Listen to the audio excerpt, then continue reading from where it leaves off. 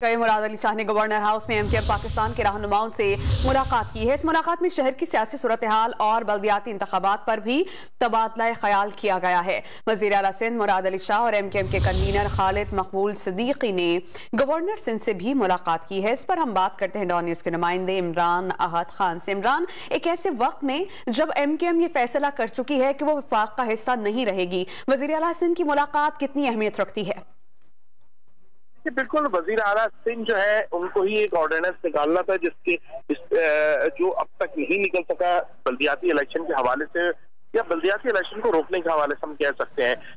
तो इस वक्त जो है गवर्नर हाउस में गवर्नर सिंह ने डॉक्टर खालिद मकबूल सिद्दीकी, मुस्तफा कमाल और डॉक्टर फारूक सत्तार से मुलाकात की थी। उसके बाद अब से कुछ देर कबल जो है गवर्नर हाउस में वजीर आला सिंध सैयद मुराद अली शाह जो है वो पहुंचे हैं। मुलाकात का सिलसिला जारी है। गवर्नर सिंध से मुराद अली शाह ने मुलाकात की, जबकि इस मौके पर डॉक्टर खालिद मकबूल सिद्दीकी, मुस्तफा कमाल और डॉक्टर फारूक सत्तार भी खालिद मकबूल सिद्दीकी के साथ यहाँ पर मौजूद है।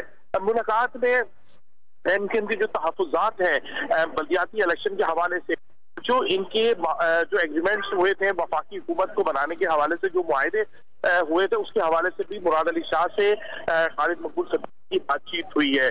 उनका ये कहना था कि पाकिस्तान पीपल्स पार्टी, नून लीग और फजलुर रहमान के सामने ये मुआहदे हुए थे और मुआहदे में ये बात पाबंद की गई थी कि कराची और हैदराबाद में जो हल्का बंदियां की गई थी वो दोबारा असर नौ की जाएंगी, क्योंकि वो मुतनाज़ा हल्का बंदी है। वोटर्स की कहीं तादाद कम तो कहीं वोटर्स की तादाद ज्यादा है। इस हवाले से जो है तमाम जो चीजें हैं वो मुराद अली शाह के सामने रखी। उसके बाद मुराद अली शाह, गवर्नर सिंध और खालिद मकबूल सिद्दीकी, फारूक सत्तार और मुस्तफा कमाल के दरमियान जो है मुलाकात का सिलसिला जारी है। जी, बहुत शुक्रिया इमरान अहद खान।